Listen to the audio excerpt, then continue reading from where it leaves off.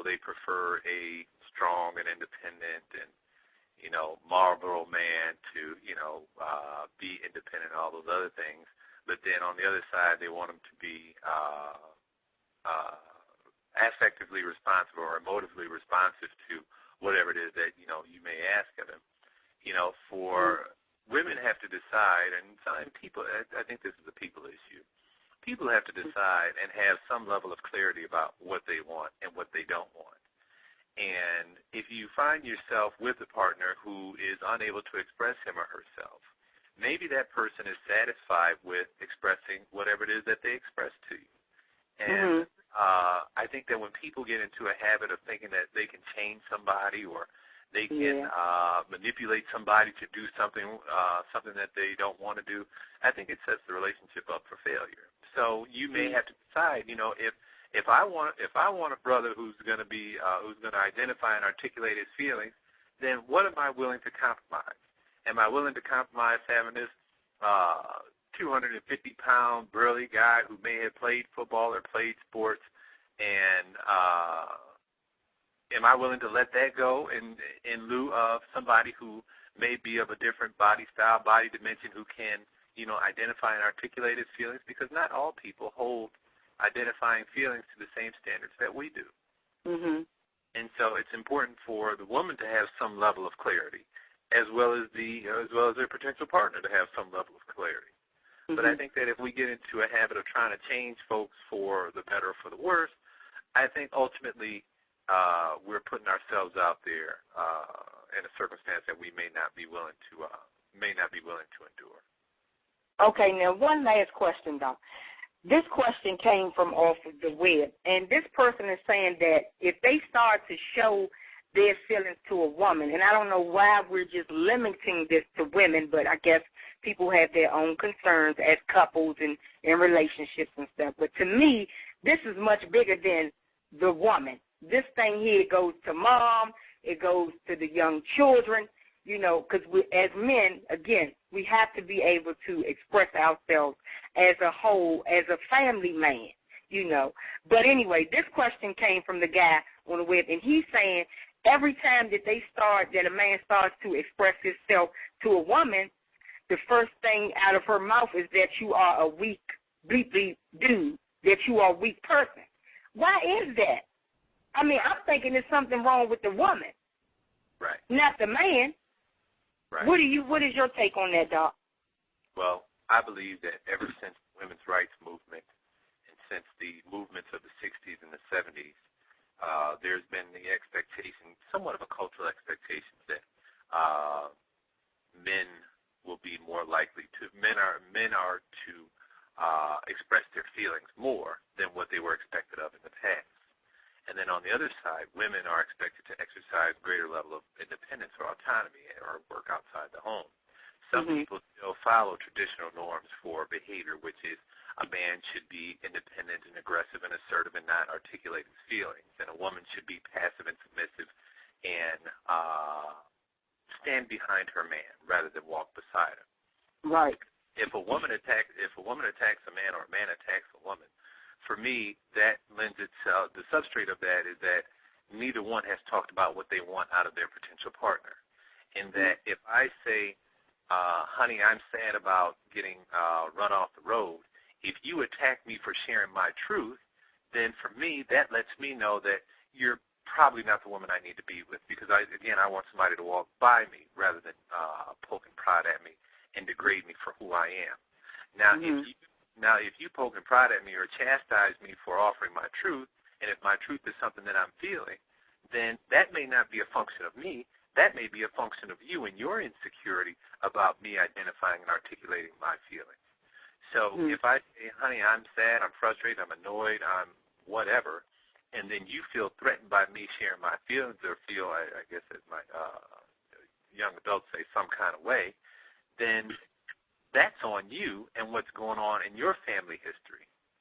But again, oftentimes couples need support in not only managing themselves, but also managing themselves within the context of the relationship. Now, you said something very key. Women walk behind their men instead of beside their brother. So elaborate on that a little bit for me.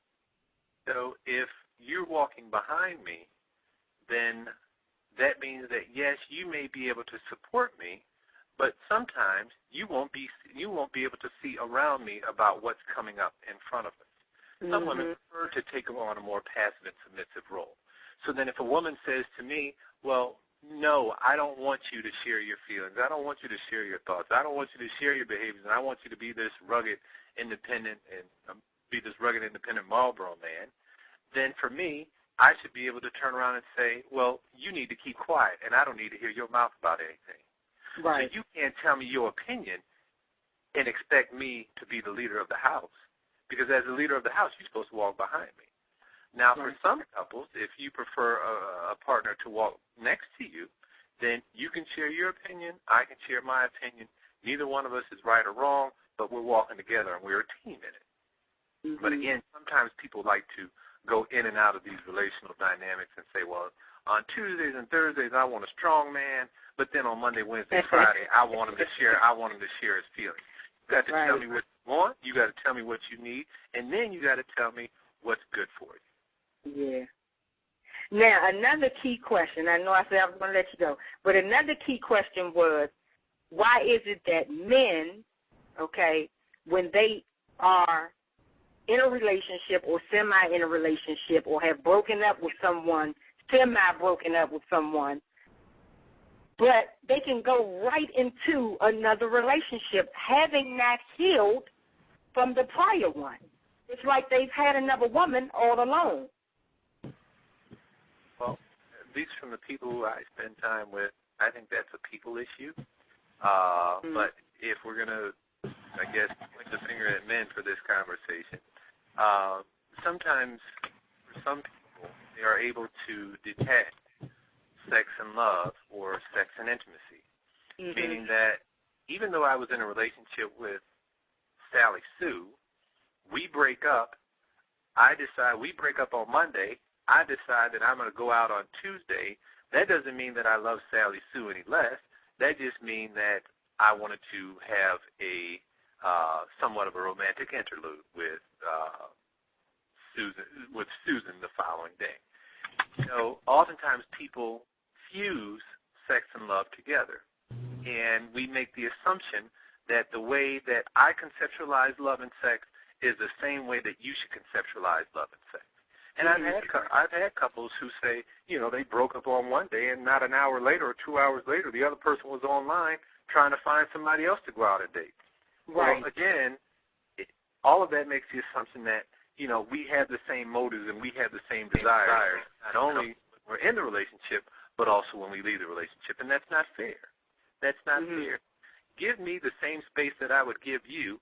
You decide how much time you need in order to heal, and I decide how much time I need in order for me to heal, because nobody knows me better than me, just as it would be erroneous for me to think that I know you better than you. Oh, wow. So do we have a question for the doctor? Anybody want to ask him a question or make a comment at this time? Okay, I guess not, doctor. So you want to sum it up of how we can get the book and, be kind of like give us just some, good resources or viewpoints as women, as the family man, as women to not judge and criticize. Can you just kind of give us a little roundabout summary, doctor? Oh, not a problem. I think relationships are fun. I think relationships are beautiful. And I think that when people have the opportunity to love themselves and love themselves within the context of the relationship, relationships can be more than anything that a person has ever imagined.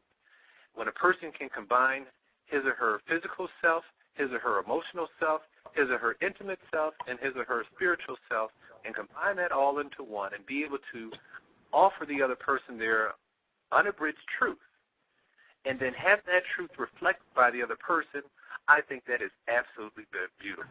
If you find that you are in a relationship where you are constantly poking or prodding the other person, and you can't look at your own contribution to the dysfunction of the relationship, I think that you need to get support. I think that you need to sit down. I think you need to get on your knees and pray.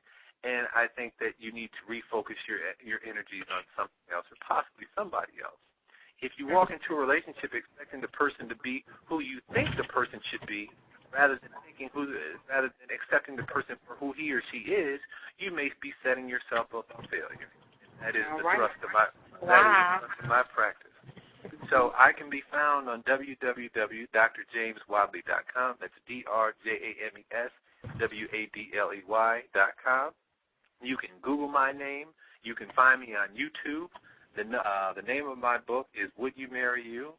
It is sold through Amazon, Barnes & Noble, Borders.com, and it's a wonderful coffee table book that hopefully you will enjoy, and hopefully you and your friends and family will also enjoy. Okay, Doc. Now, the book runs approximately about what? The book is $19.95. $19.95. Okay, because someone on the web said that she wanted to try to get the book. Okay, well, thank you, Dr. James Wadley. Thank you very much for having me. And I appreciate you coming on the show. And where are you located now? Are you in Pennsylvania? Yes, I am located in Philadelphia, and I have an office in Philadelphia as well as in New Jersey, in Central Jersey, right outside of Trenton.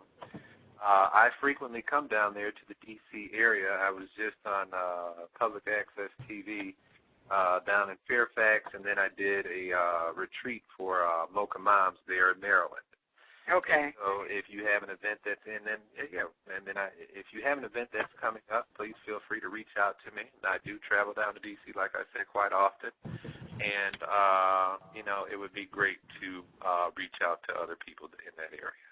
Oh, wow, Doc. I think I'm going to have to take you up on that offer. You have been just awesome here. Did you come down to do the show for Lita Thompson? I did. You did. Wonderful. Awesome. I did the show as well. So I'm going to be looking forward to seeing you again. I hope so. I definitely And I thank you for calling in with us today on Domestic Violence Wears Mini Tags. Thank you, Doctor, and peace, peace, peace, peace. Take care. Okay.